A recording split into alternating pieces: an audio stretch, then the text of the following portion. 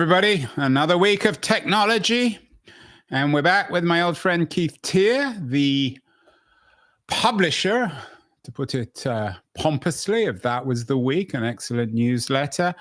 Arthur C. Clarke, one of the great thinkers on technology, had three laws, and the first law is perhaps the most famous, the one that suggests that any sufficiently advanced technology is indistinguishable from magic. And one of the implications, I think, of that is that any sufficiently advanced technology, when used, if it is indeed indistinguishable from magic, appears as if we're cheating, because magic is a form of cheating. And that's the subject of this week's newsletter on a very advanced technology, AI, perhaps the most advanced technology that humans have ever created. And the title of Keith's editorial this week is Who's Cheating? This is related, Keith, to Arthur C. Clarke's famous law, isn't it? I like the association. Yeah, it's not my. I didn't pick it. I wish I had.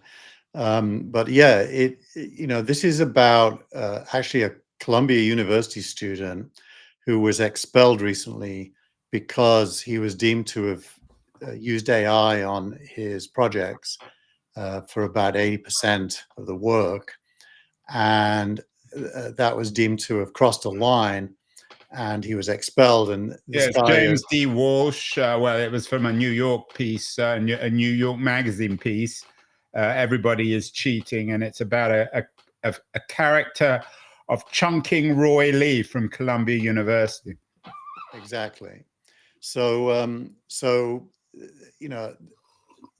it kind of raises a question. It's almost as if, when the first car was invented, somebody riding it would be accused of cheating because they're not using a horse and cart, and therefore they could get faster than the horse, from A to B. Cheating, defined as using new technology, is really the crux of it. And of course, it does look like cheating from the point of view of the past. But from the point of view of the future, it probably looks like early adoption. And the fact that this kid was expelled really shines a light on, in this case, academia, although I think the same could be said for almost any profession, where the idea of using these tools to do better is not okay. Yeah, and of course, you and I were talking before we went live about the increasingly obscene cost of college. I think sending a kid to a private university these days in the United States for 4 years is going to cost you almost $400,000. There is a connection between the crisis, an intimate connection between the crisis of the university and these new tools, which are increasingly making going to college, if not redundant, certainly forcing colleges to actually rethink what the whole purpose of going to college is. Exactly. You couldn't have said this before, but I think universities are a little bit like music publishers or book publishers, in that their business model is to capture the talent. So they hire you as a professor, and they give you a guaranteed job. And then they lure students to pay to get access to the talent, an increasing amount of money. And obviously the bulk of that money goes to the university authorities. Some of it goes to the talent, and parents are left paying huge sums of money for this access. So it's a business model that can only be sustained if talent is in short supply. And with AI, talent's going to become both free and ubiquitous. Well, the question, Keith, of course, that everyone's asking is, okay, we got AI. We know that it enables us, as you say, we're no longer walking, we're running, we're on a car, we're in a train. So what should college do in an age of AI? I mean, the internet's already made a lot of the traditional college redundant anyway. I mean, Google, you could essentially go to university just by using Google in terms of libraries and access to information. What with AI, maybe not quite AGI, but certainly sophisticated AI, what's missing? What can college do to help people prepare for the world and be more valuable, both to society and to themselves? The way I think of it, the very best future students will be not only intelligent, but the best at using the available tools. And so there'll still be a distinction between performance levels. And that will not be something you could cheat on. That, as we all know, you can lazily use AI by giving it the question and copying and pasting its answer. That almost certainly will be a poorer answer than somebody who understands how to use reasoning models, how to go back and forth with the AI and not accept its first answer, that will question facts that are questionable or wrong. That student's going to do a lot better.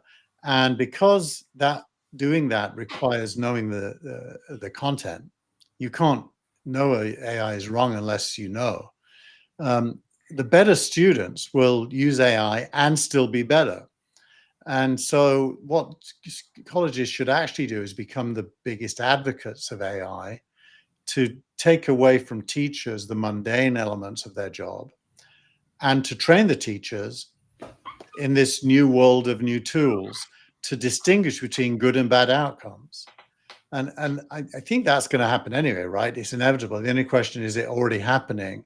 And the evidence from Columbia is no, there's going to be a resistance period of trying to slow this down. And during that resistance period, Sequoia Capital had an offsite this week, and one of their 3 areas of opportunity was education. And that's always been one of the 3. I'm sure the second is medical, and the third is, I don't know, government. Military, right. I mean, that's been the case ever since I've been going to these events over the last 30 years. Right, but it's now true. I mean, and I think what it points to is the first AI university is probably less than 2 years away.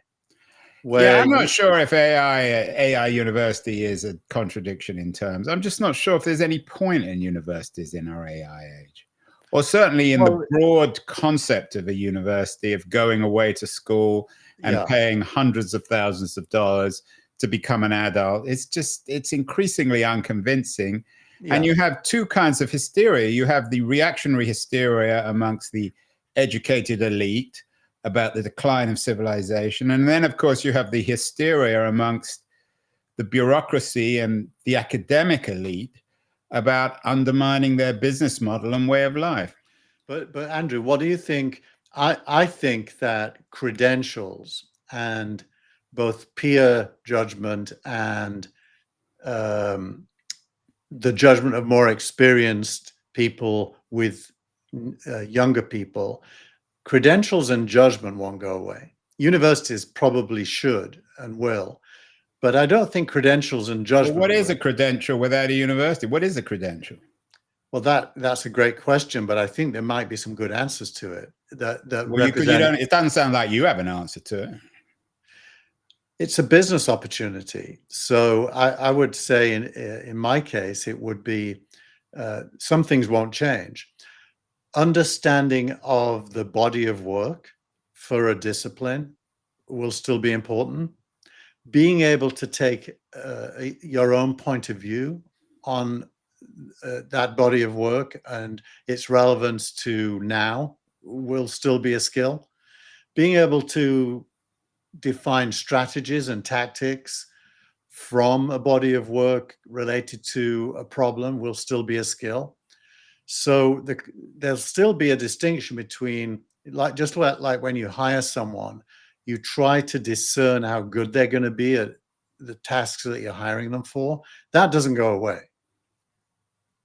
It's a dying world, Keith. But the world that you and I grew up with, of universities, of that kind of credentialism, is dying. It's being replaced. It's not entirely clear what it's being replaced with, which I think explains the hysteria, the reaction. And I think it also explains a lot of the weird hysterical politics of our age too. The hatred of expertise on the one hand, and then the hatred of experts, of the people who are hating them. Meanwhile, on the web itself, something may be dying, which is the web, according to Casey Newton. He writes about something called the dying web, and that's not being changed to another country, another color. Dying means that the web is going away, according to Casey Newton.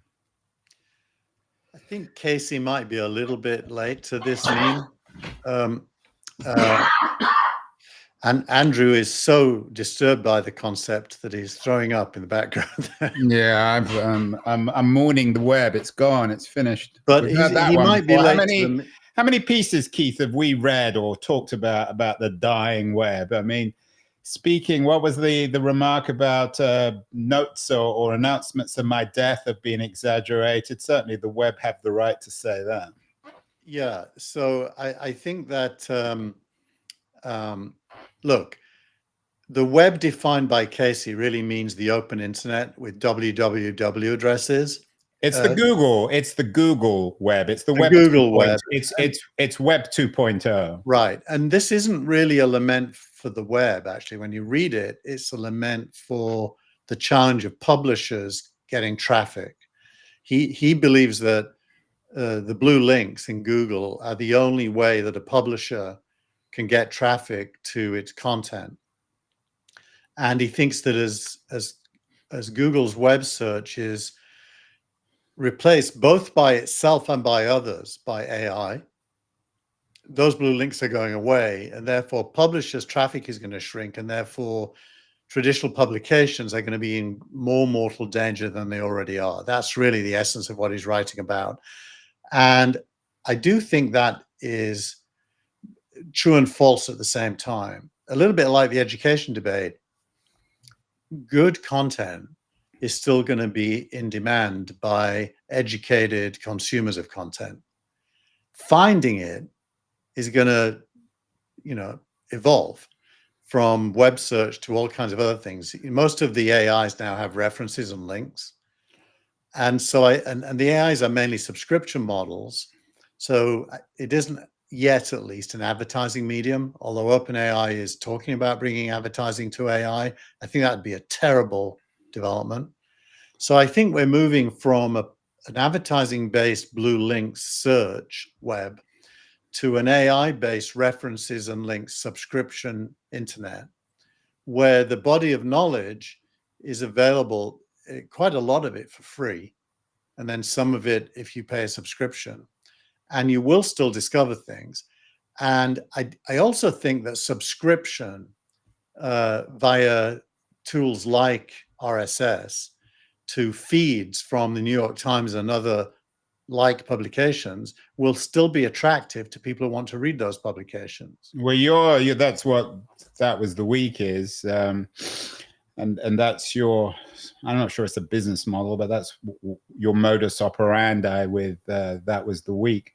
This week, Anthropic launched its Claude Web Search API. You've been talking about these sorts of initiatives for a while now. With these web search APIs of AI companies like Anthropic, does that make traditional search redundant? I think it depends on the use case. Like, I would still use Google if I'm looking for the phone number of a local restaurant.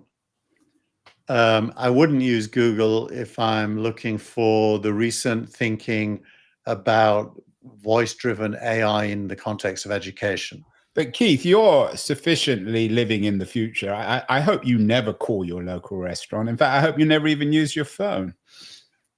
I don't. Why would you ever call your local restaurant? Well, it's just an example. Google's useful for phone numbers because it's deterministic. Nobody uses the phone anymore.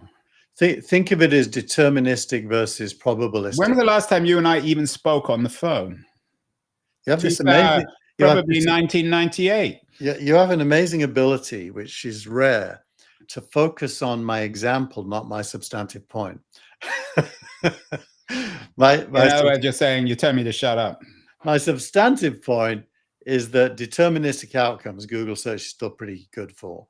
probabilistic stuff AI is better at. And Google, by the way, if you think of cheating and slowing things down, as we talked about with universities, Google's introduction of AI at the top of search is its version of trying to slow down this change. But in doing so, it's already telling us it knows AI is better than search results for a lot of things. And therefore, it's kind of predicting its own future demise. And its challenge is, the innovator's dilemma is how aggressively to close down the past and embrace the future without killing itself. Yeah, and it's, of course, Microsoft went through that, and it seems to have survived. Google now is going through the same experience. It had a very bad week. Its shares slid as it became clear in one of these antitrust trials that Apple is seeking AI alternatives to Google search. So what's the connection with Apple here? It was a better week for Apple than it was for Alphabet. You know, my kind of conspiracy theory brain kicks in on this one. I think Apple and Google have a common interest in fighting off regulatory attempts to break them up. And I think Apple here is coming to Google's rescue by helping make the case that Google doesn't have a monopoly and that the market is entirely capable of killing Google.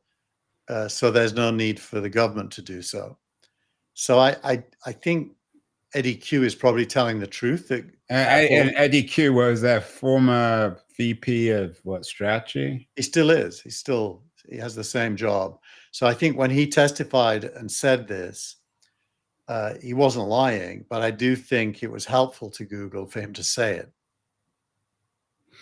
Yeah, and it was the same VP of legal strategy or regulatory affairs at Google who seemed to have screwed that one up as well.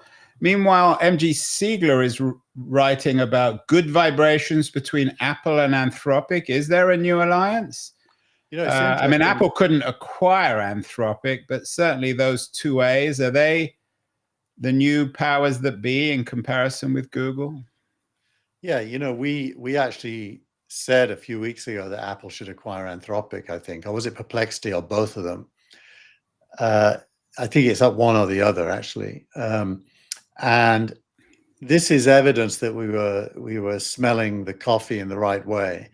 This is a potential deal for Apple to build Anthropic AI in. It already builds in OpenAI, now Anthropic AI, but in a specific context of Apple's tool called Xcode, which developers use to write applications. And Anthropic is the very best coding AI. And so it would represent quite a big upgrade for Xcode to have Anthropic built in.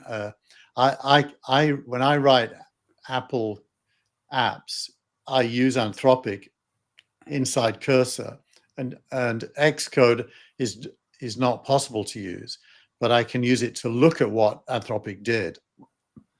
This would take things a step further where I could use Xcode directly. So it's mainly a developer-facing story, but it's also an admission by Apple that automated code writing is the future. Yeah, and another of the pieces you linked to this week is with Apple's eyeing its move to AI search, they're ending the Google era. And we've been talking about the end of the Google era for a while, but it's clearly coming. It doesn't mean the end of Google, just as the end of desktop publishing and the internet didn't mean the end of Microsoft. But Google is having to radically reinvent itself too. Everyone's moving so fast, Keith, there, aren't they? It is. It's probably I don't think there's ever been, that I remember, something that changed so rapidly. Even the internet was kind of like the same thing for 10 years, just evolving. Even the move from Web 1 to Web 2 and the slightly abortive move to Web 3 was a continuum, not dramatic. This is dramatic. We're moving rapidly to multiple AI agents talking to each other to accomplish tasks now. As the next and meanwhile, as we noted earlier, the universities and other institutions are standing still, falling further and further behind. Meanwhile, the big story that I think you perhaps underplayed because you have a particular affection for OpenAI is the story about, and this is how MG Siegler put it, OpenAI attempting to have their for-profit cake and eat it too. In other words, Sam Altman came out and said OpenAI wouldn't be shifting to becoming a for-profit company. It would be still a non-profit, but nonetheless, it will take that $30 billion investment that it got from SoftBank a few months ago. Do you see this as a big story? Is this in any way undermined your confidence in OpenAI? If it doesn't, then I don't know what will. You know, I think firstly, let's just explain what happened. What this represents is OpenAI conceding defeat in the attempt to wholly transform to a for-profit corporation due to the complications of valuing various stakeholders' stakes in such a change and the legal challenge from Elon Musk. Right. So a huge victory for Musk, huge loss for Altman. Yeah. So what they've now done, and just sorry to jump in here, let's just remind ourselves that OpenAI was co-founded by Musk and Altman, and then Musk went off in his Muskian way and a half, and now has spent the last few years trying to undermine both OpenAI and Altman. Yeah, and Musk paid for OpenAI initially. He wasn't just a co-founder. Yeah, I don't think it's the money, but yeah. But anyways, so what they've now done, and the details super important here, is they've removed the cap on the for-profit side's value. So the people like Microsoft who own shares in the for-profit side were capped. They're now no longer capped. So governance-wise, they've retained the authority of the not-for-profit, governance-wise, but not value-wise. They've fixed the value of the not-for-profit as a shareholder in the for-profit. So it's not going to grow anymore percentage-wise. And it may not even grow in absolute terms. So the future growth is all inside the for-profit, and it's no longer capped. So actually, OpenAI has fairly cleverly navigated its problems to create the outcome it wanted, which is a for-profit winner inside of its existing structure. Well, that's the best case reading, Keith, of it.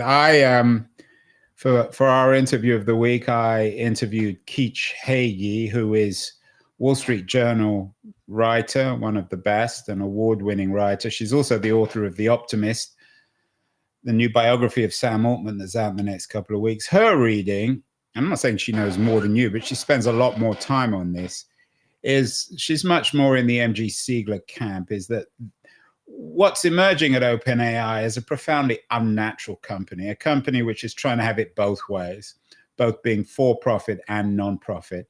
And in the long run, it's just not viable. Just to borrow a word that you used to like and perhaps still likes, OpenAI is a unicorn in the real world. And as we know, there's no such thing as actually unicorns. Well, I think, look, I don't think they're trying to have their cake and eat it too. I think they're now unambiguously in favor of being for profit.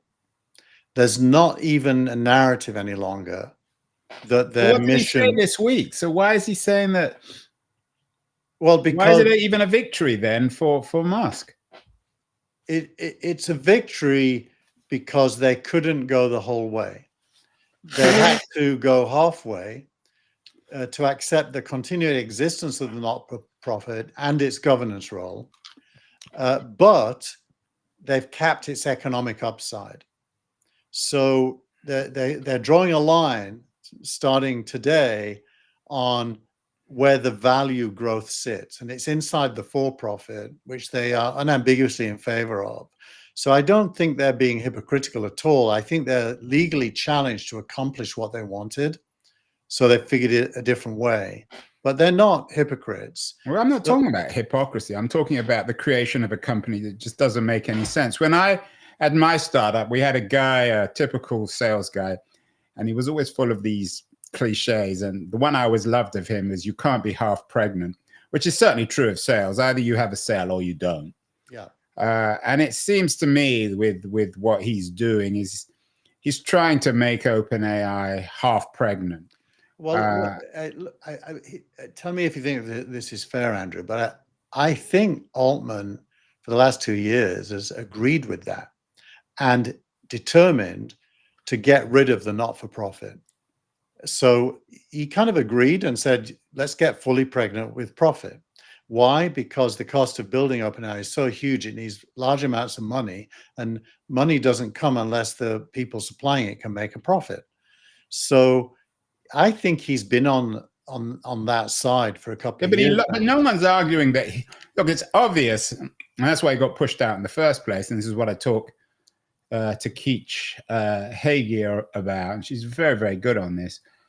I mean, it's obvious he wants a for-profit company. He's not committed to the non-profit ideal. That's why he got pushed out in the first place. Yeah, so there's no doubt of what Sam Altman wants. But he won. The problem is that he can't get what he wants within OpenAI. Actually, I think if you read the detail of this outcome, he's got exactly what he wants, with one compromise. The not-for-profit still has a governance role. So why is it a victory for Musk then? Why has it been interpreted as a victory? Because Altman couldn't get 100% of what he wanted. He got 80% of what he wanted. So here's the Keach Hagee reading, which I think is pretty interesting. She thinks that this will make it harder and harder for actually OpenAI to raise money in the future because of this cloudiness, the complexity of this weirdly unnatural corporate structure that he's building. Maybe we should bring her on this show and we can discuss it. But anyway, let me finish. So her argument, and I think this makes more sense, it's kind of interesting, is that ultimately Altman's most important relationship is with Trump. And she thinks that eventually if OpenAI, I'm going to cough again, excuse me, if OpenAI can't raise traditional venture money because investors are not comfortable with this weird structure, then it will result in the US somehow supporting OpenAI. Because her argument, and this makes complete sense, is that certainly a Trump administration, given the threat from China, cannot afford to have a failed OpenAI. So what we're sort of creeping into is a new age of national capitalism. No, I think she's probably guilty of having some shibboleths that she's clinging to. What's a shibboleth? What does that mean? Sounds like some Yiddish thing. It's a fixed belief that governs all your other beliefs, and I think she's got that. Look, firstly, I think the outcome of this is that OpenAI will be more capable of raising capital than ever before because they just uncapped the upside. So the idea that they won't be able to raise capital, I think, is wrong. Secondly, I think Altman has understood something that others are coming around to, which is all the money in AI is going to be in the application layer. And OpenAI, that is to say, the layer we all use, and OpenAI is far ahead of anybody. It now has more than 1 billion active users using it at the application layer. And of course, this week, Altman just hired a CEO of applications, a woman who had previously been the Instacart CEO. So, yeah, well, there you go. And that, by the way, that's a CEO of Instacart, a public company that's doing super well, choosing a career path to run applications at OpenAI. And OpenAI historically has been thought of as an infrastructure company. I've always said on this show that the stack in between the application layer and the infrastructure is going away, and that the winner will own the whole stack at the application level. And we've been saying that for a year here. And this hire says that OpenAI believes that as well. And it's huge. It's a massive signal to the industry what's happening. And Google should be threatened by that. Microsoft should be threatened by that. At the Sequoia Open Day this week, they argued that software is going away. Software defined as middleware and things that the AI is going to own software, not just infrastructure. So it's a massive, massive bet on trillions of dollars of value. Yeah, and this woman is called Fiji Simo. She looks like a ghost from the photo. I'm not sure if she clearly isn't one. We shall see. So the stakes are enormously high. And also one of the other pieces of this, which is interesting, is it's cooling the relationship between OpenAI and Microsoft and between Nadella and Altman. You're still very bullish on Altman. I have a feeling that he's a brilliant salesman, but this may be one sales pitch too far, that this will be a bridge that he will fail on. But we will see. Finally, when you say the future is in applications, what will that mean for OpenAI? What will they be selling, Keith? I think the right answer to that is everything. Well, that's not an answer. That's just an avoidance of the question. Well, think of an application as something serving a human goal. And human goals up until now have been mainly served by these form-filling web services. Think of Figma, for example, for design, which made some announcements this week, or Adobe. And it is very, very unlikely that custom software for specific use cases is going to be needed in the future. You're going to be able to do everything you want through a single interface that will branch off into functionality depending on what your goals are. And the computer, if you will, like in Star Trek, can do everything. Obviously on Star Trek, that computer is envisaged as some kind of an AI, but it can do everything, even make food. So you mean you can call it, and for as a restaurant, because you're in the business of calling, you're the last man using a telephone, call your local restaurant. You mean you can call OpenAI to get takeaway? You'll be able to call your robot to make it for you if you want. Yeah. But I have to admit, I'm not convinced. You and I have argued on this one now for months, if not years, about OpenAI. We will see who is right on this one. Who's got wind in their sails, though? What? Which one of us has wind in the sails? I mean, is it failing or is it succeeding? Well, that's the question. I mean, Yeah. you should read, you should watch my show with Keith Hagee, whose job it is at the Wall Street Journal. She's a very credible reporter, has been to watch OpenAI. I don't think she's against OpenAI. No, but she has shibboleths. That's the problem. Well, you've got shibboleths about whatever that stupid word means about, Star Trek. It's just, and you say, well, I asked you what application layer is. You said it's everything, but it's nothing.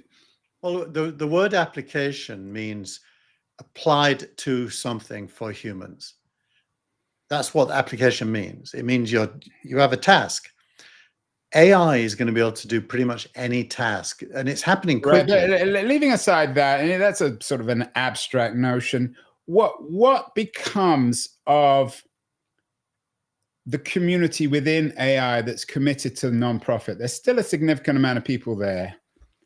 Well, who are opposed to Altman's vision of the company. What becomes of them? There was a lot of announcements this week in that field. Meta had its development. Well, you're avoiding my question. No, I'm going to answer it. I'm telling you, that community is alive and kicking. They were all at the Meta conference this week, which has an open source llama model that is quite good. Alibaba in China has the Qwen model, which is the equivalent, which is also very good. And OpenAI, by the way, in a testimony to the Senate this week, confirmed that it will be releasing what it believes is the best open source model later this summer. So free open source models are not going away. Just like in the computing era, Ubuntu and Linux didn't go away. Yeah, but they're not designed for non-profit. Certainly not for Meta or for OpenAI. They're free, so there's no profit in them. Yeah, but they're designed for these companies to promote the interests of the companies, which are for profit. I mean, Mark Zuckerberg has never given away anything in his life to anybody. No, you're wrong, Andrew. They're released under an open license with weights, so that anyone capable of doing it can take them and build their own stuff using them. They're totally open and no money flows. And so there is a huge not-for-profit part of this. Let's just be clear. OpenAI does not want to be, and has declared itself to not be a not-for-profit. It's a for-profit, but it has some non-profit governance. So there's no ambiguity here. It's a capitalist enterprise, but there's a huge not-for-profit open source part of AI as well, meaning everyone in the world can build their own applications if they want. Well, we will see. This is a subject that's not going away. I think it's the first real unicorn, but in my own version of what a unicorn is or isn't. Lots to talk about, Keith. We will come back next week. Meanwhile, Spurs are playing Manchester United in the Europa League final. So maybe we can do a special edition of That Was the Week from Bilbao in a couple of weeks. Wouldn't that be, I'm scared to go because you've beaten us 3 times this season already. And I mean, a fourth seems unlikely. Statistically. Well, the other 3 are completely meaningless games. And I'm just as scared as you are. We both expect disaster. We will see. Maybe we can, if we lose, we can use the excuse that we're a non-profit. Well, we certainly not winners, that's for sure. Well, the one thing we can say about Daniel Levy at Spurs is he is all for profit. There's no non-profit at Spurs. We will talk again next week, Keith. That was the week. Fascinating week. OpenAI, Google, Apple. More of this next week. Have a great week, everyone, and we'll see you in a week. Thanks, everyone. Bye.